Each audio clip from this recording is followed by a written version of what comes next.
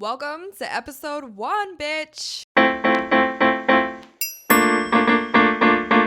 Hello, how are you? I hope you're doing well. This is episode 1 of a Yap Sesh podcast I decided to start because I'm afraid that if I continuously text my family, they will admit me. So I'm just going to start yapping on the internet. And this is so exciting. This is episode 1. We are currently in my office. It's not an enclosed space. But if you happen to notice, right here, hopefully, is a PowerPoint presentation because I need to stay on track. So that's kind of the theme of this podcast is there's going to be PowerPoints. Yay! Because I didn't go to school for 26 years for no reason. So that's why we're here. Speaking of school, episode 1 is titled, Don't Go to School. And if you've no idea who I am, my name is Liv. I am a 27-year-old doctor of physical therapy. I just graduated in May. I am working my first outpatient PT job, and I get a lot of questions, like 4 in the last 6 months, about school, how it's going, because everybody's so proud. Your parents are so proud of you when you graduate with your doctorate and you get your first, doctor job. And I wish I felt that way. But yeah, so welcome. I'm so happy that you're here. Please subscribe. I do post other stuff on this channel.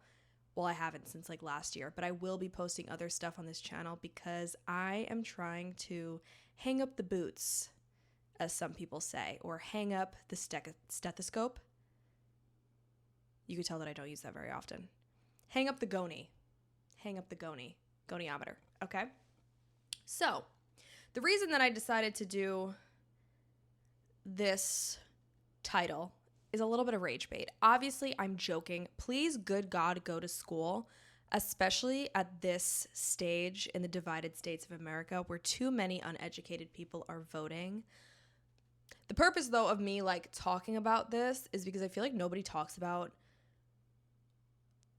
what happens when school is over and you're in the workforce, and what happens when you don't like it, right? What happens when you studied for something for so long and you had this idea and you thought, okay, once I graduate, first it was okay, once I graduate college, okay, and then once I get my prereqs done, once I get into PT school, once I graduate PT school, once I do this, once I do that, once I pass the boards, then I'll be satisfied. But nobody really talks about what happens when you don't like it. What happens when it's kind of ass? What happens when it's unfulfilling? So that's what I want to talk about. Obviously, go to school, like I said. Being in work now makes me miss school so much. I mean, school is just the best time that you will have. Because school is also a little bitch and it's a liar and it doesn't tell you the reality of life, okay? I remember when I was younger and people asked me what I wanted to do, and I'd be like, oh, I want to be a physical therapist, because honestly, I had no idea what else I wanted to be. I couldn't say what I actually wanted to be, because you can't be Beyonce. So I had to just pick that. Yeah, what happens when it's over and you have to do the rest of your life? Talk about jarring. Talk about jaw-dropped disappointing, okay? The other thing I wanted to talk about is, while I do miss school, I could not imagine being in school at this day and age. Because, I feel like I went to school at the perfect time. And me and my friends talk about this all the time. You know how the trends on TikToks now are romanticizing 2016? I was in school in 2016. I was in high school in 2016. I was a senior. My prom was in 2016. So imagine that. Life was perfect. Me looking back on it now, what I wouldn't give, I would 100% give my left tit to just hear Drake's One Dance for the first time again on the dance floor. And I'm sure at the time I thought my world was ending. 100% I thought my world was ending in 2016. But God, it was good. But I also feel like you have to remember that young you would be so proud of you today. Also, though, young me would be like, bitch, what the fuck? Like, what are you doing? You don't like doing computer work. Like, you for sure have undiagnosed ADHD. Diagnosed now. Thank you. I have a full report, 46 pages. But she would also be like, ew, like, you're unhappy. What are you doing? So let's talk about unhappiness. I don't know if you guys, where you were. I don't know where you were when COVID hit, the vid, if you will. I was in college. I was in my senior year. I had 3 months left. And I was fist deep in a cat cadaver. Not in the way I might be now, because I am a lesbian. At this point, I wasn't out yet. I was fist deep in an actual cat. And my professor came in, me and my other classmate. Girl, shout out if you're watching this. And she was like, you guys have to leave, like, immediately. And I was like, I wasn't doing anything with the cat other than just naming the quad muscles, I swear. And she's like, no, like, the school is shut down. Like, there's a virus, you know, blah, blah, blah. And then I never saw the cat or my professor again. And it just feels like, I keep seeing comments where it's like, I feel like in 2020 we all died. And now we're just in, like, the 9th circle of hell. And that is kind of what it feels like. I have not felt calm, I think, since the vid. And I, like, again, like, I couldn't imagine going to school, like, being in high school or middle school or even college, like, during that time or even after that time, because, like, what is school now? What is school during this administration? I don't know. But then also being a young adult during this administration, this is not the future that I was promised. So I'm a little bit pissed about it. And I could always talk more about my high school experience, because here's what I'll tell people. Like, you think your school was bad? I talked about the circles of hell. Take the 9th circle of hell, dig down about 2 more levels, and then you'll find the entrance to my middle school and high school. It lies there. And now I will say this right now, because I don't want to get sued. Allegedly, all of these stories, if I do or do not share them, are my own experience. But I'm talking, like, not good things. I'm talking real not good things. But I guess it makes for good stories now, but it's definitely traumatic. For sure traumatic. And the reason I bring this up is because I was in high school when Sandy Hook happened. And that was, like, the first time. Also, like, social media wasn't really a thing, which I think is also why high school and middle school and stuff was so awesome for me. Like, Instagram had just started, like, in 2012. There weren't videos, there weren't stories. It was just pictures, and people would just spam post a million times a day. And it was fun. It was like a collage, right? And I remember that was, like, the first time I feel like I had consciousness. And I can't imagine being in school right now. Because then when we would ask our teachers, like, well, what do we do if something like this happens to us? Because we had some contenders, okay? I had some classmates and peers that I was 100% afraid of. I'm not even being funny. And they would, like, kind of make a joke of it, which that's a story for another time. But I couldn't imagine being in school now. And, like, that's a legitimate fear. But nobody in the office seems to care. Unless it affects them directly. So moving on. And now I want to talk about going to school as an adult. It broke me. It broke my heart to think that I was going to be in a different echelon, and you find out. This is where the trust is broken. You think as a kid, like if you see a doctor, right? You go to see a doctor and you're like, you are like the pinnacle of society. You are light years beyond us non-medical professionals. You guys live and breathe science. And then you get into school and you realize that, in fact, some of the worst people that you know want to help others. That jarred me.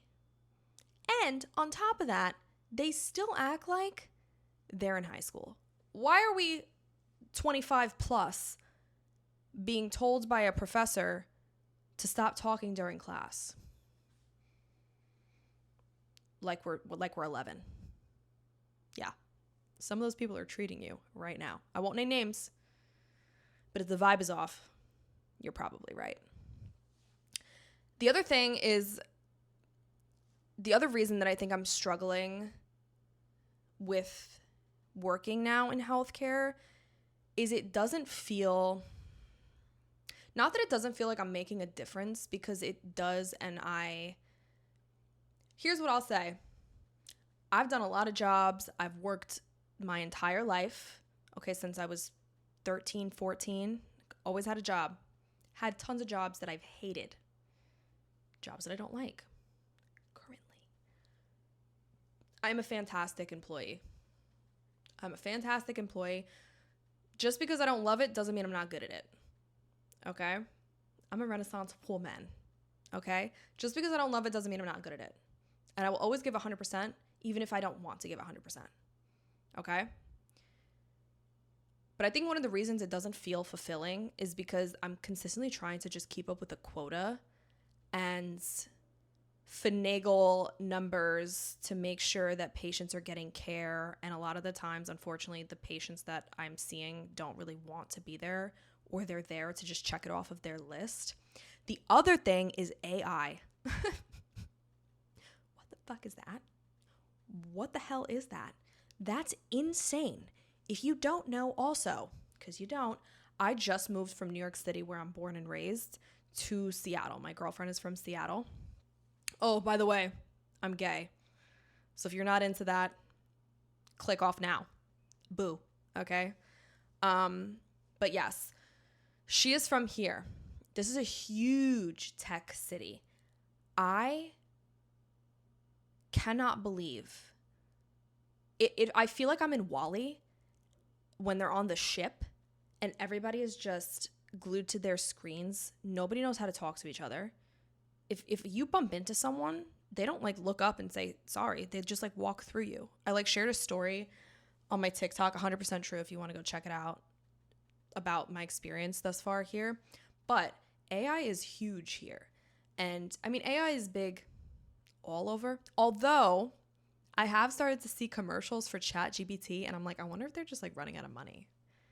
Because why would you need to make a commercial to convince people to use ChatGPT unless people are not using ChatGPT as much? Anyway, though, we use AI in our notes. So it just feels invasive, and it feels, again, like I'm just feeding the machine. School as an adult, though, like I can tell, because like when you go to grad school, like I said, you were like 25 and up, but like we had some people that like had just graduated college. I graduated college, and then 2 years later I went to grad school because I was working at the time. And you can like, I'm not trying to be mean, no tea, no shade, but you can see the dip in social skills and critical thinking skills due to the use of artificial intelligence. And I am a firm believer that if you use AI or get caught using AI in specifically a healthcare profession, like during school to answer questions or to do assignments, you should be expelled. You should be expelled, because you mean to tell me that you are going to have people's lives in your hands. You're just going to chat GPT symptoms of a DVT real quick? Please. Okay? No. And again, I couldn't imagine then coming up into that now, like being in high school, going into college, like what jobs are even going to be available now with the use of AI, like tech, business, like those are all infiltrated by AI. Healthcare, in combination with the way that the healthcare system is going currently. Also, why I'm trying to get the fuck out, because this shit is crazy. This shit is crazy. Like, go to trade school. Unless you're like really die hard. I want to be a doctor. I want to get a doctorate. I want to be a nurse. Nursing, though, is different. I have so much respect for nurses. I go hard for nurses.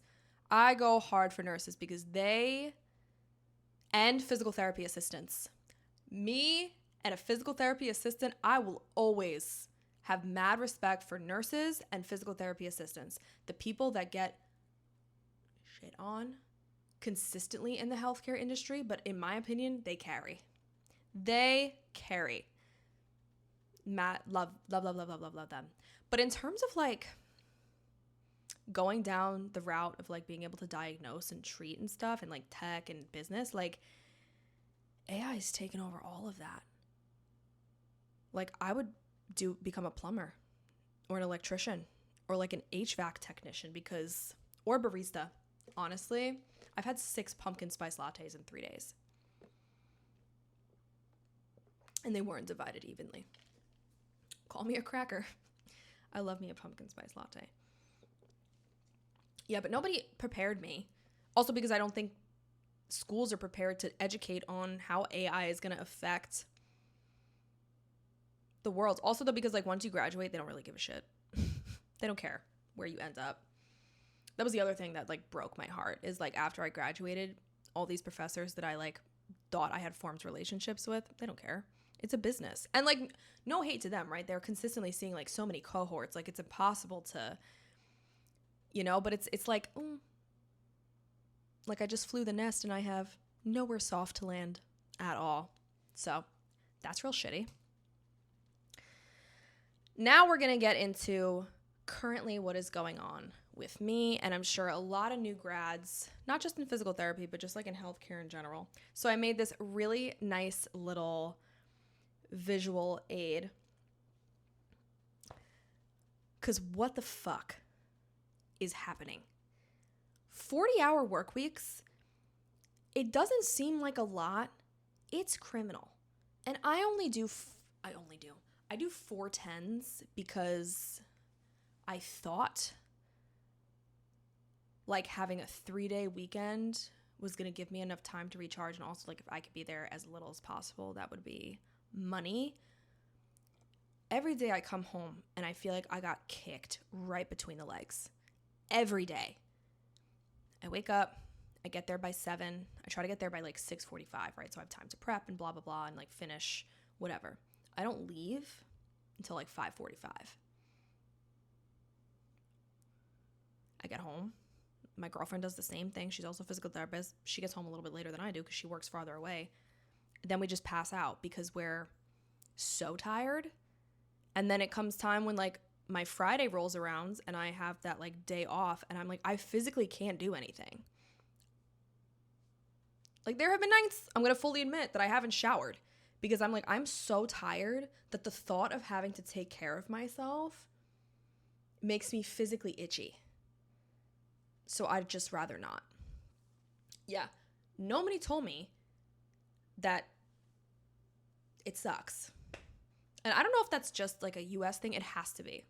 We have to just do everything the worst and hardest way possible. I'm fully convinced. I saw a TikTok yesterday that it was like the reason that they don't put money into public transportation is because then you wouldn't buy a car. You wouldn't buy car insurance. Cops wouldn't be able to ticket you. Gas, you wouldn't be able to. And I was like, holy fucking shit. I never thought of it that way. But what the fuck? What the fuck? This is not the brat's future that I thought I was going to have. You mean to tell me that the reason that the light rail is taking 7 years is not because we just don't have the manpower? Because you guys can make things happen. I've seen it. It's because then this whole like trickle-down effect of like you won't be as much of a consumer and funding these government agencies and people that are in bed with the government. So yeah, you have to have a car. Please, I'd rather walk, honestly. The other thing that nobody warns you about, and if you've been to like school or like specifically healthcare, you have to do like skills checks, right? And you have to do like practicals. And they're very straightforward, obviously, because you're a student. They're very nuanced. Nobody talks to you about the patients that come in that have done their own research, especially this day and age when people are so confident in their stupidity and think that they know, and they use ChatGPT to diagnose themselves. Or you try to explain to them, I'm not exaggerating, as God is my witness, she sees all. I had a patient come in who like very clearly had something wrong with one of their limbs. Very clearly. Very much so. And they proceeded to tell me, well, I just believe with the power of my mind and laying horizontal for 6 hours a day that I can heal it. And after weeks of trying to convince otherwise, I said, you know what? You're right. You're right. You're 100% right. This is not a battle that I'm willing to have with you, but I am going to make this very explicit in the notes so that I'm not liable for any crazy shit that's about to go down with you. And I would say that I have more patients like that than I do that actually listen to me. I think especially as a woman, I'm posting another TikTok about this. One way that I practice microfeminism is I, especially with male patients, especially with white male patients, will specifically give like video tutorials for the exercises for their home exercise program that include women of color, or people that I know are part of the LGBTQIA+, because I'll be damned. I will be damned. I'm not going to let you think you have the upper hand here. Okay, I'm the professional. So nobody prepped me for that. And then also just dealing with the older generations. The older generations that think that we ruined everything, and the reason that we can't afford housing is because we just buy coffees all day long. Which is true. But I promise you, Janet, that like that's not the reason. It's you. When you could buy a house 50 years ago for a nickel, and you want to talk to me about not working hard enough? Okay. Yeah. Or we're just such a combative generation and we just want everything served to us in a silver spoon, blah, blah, blah. First, it was like people shit talking the millennials. I remember that a lot growing up. And then I'm Gen Z, I guess. 98 baby. I don't know. I feel like I'm on the cusp. Like, you guys just have no concept of what it is to work hard and blah, blah. You know what? Imagine trying to run up a hill in the pouring rain and it's mud. Are you ever going to get to the top of that hill? Probably not. Now imagine back in the day, there was a hill and there were a ton of stairs. Still a lot of work to climb up those stairs, but you eventually get to the top. That's not the case for little old us. And also, why is the hill all covered in mud now? Probably because of global warming. Yeah. So it's an uphill battle for us, and very few of us, unless we are carried on the wings of our rich forefathers, get to the top. It's hard. It is hard. So we have to explore other options, which is why I will never hate on anybody for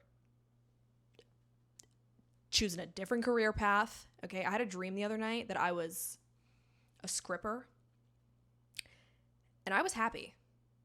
Obviously, I know that it's not that cut and dry, and there's a lot of shit in every industry, but I was like, I don't know, I feel like my subconscious is trying to tell me nothing, like something. And also just like specific to my office, I'm in a little room. It's just me and one other person. There's no windows, which again, I didn't think was a luxury, but apparently it is. And this peacock wants to fly. Okay. And then obviously just documentation. Guys, ass. Because again, it's like you work 40 hours, right? You're paid for 40 hours. But in reality, I do notes on the weekends. I do notes when I get home some nights. I do notes in my sleep. Okay? It's not really 40 hours cut and dry. And nobody likes to tell you that. Nobody likes to tell you that. They're like, well, just get your notes done as soon as possible. But if you don't do your notes thorough enough, then they'll let you know. And then you have to go back and revise. Right? But then sometimes you can put too much in your note. And it's like, I'd rather just not do them at all. That would be swell. That would be great. So now I just want to talk about, truly, I think the reason that being in healthcare in this day and age, if you're coming into healthcare, if you're deciding whether or not, because I do get a lot of my audience is specifically like young people and like young women that want to go into the healthcare field, specifically physical therapy. I would just like to talk to you about something. The current state of the U.S. I know you guys see it too. And I know who I'm talking about. Good old RFK Jr. I have a radical idea. I have several. You think you're far left? I'm like way more. I truly believe that every single person currently in the healthcare sector of the current administration and people that work in health insurance, like CEOs and whatever, should have to pass a USMLE exam, the United States Medical Licensing Exam, or at least 30 questions. 30 questions. Because what are the 4 quad muscles? Riddle me this, okay? Do you know what a neural tube is? Spell gestation. And since you guys care so much about babies, why is a vitamin K shot super important to newborns? What's another word for vitamin K? Where can you find it? Please, riddle me this. And a lot of people like to say, it's ridiculous that, RFK is giving all this advice on vaccines and Tylenol. Acetaminophen, by the way, that's how you pronounce it. And Tylenol is the brand name. Acetaminophen is the drug, but whatever. When he used to do street vaccines, if you know what I'm saying. And to me, that's not even a problem.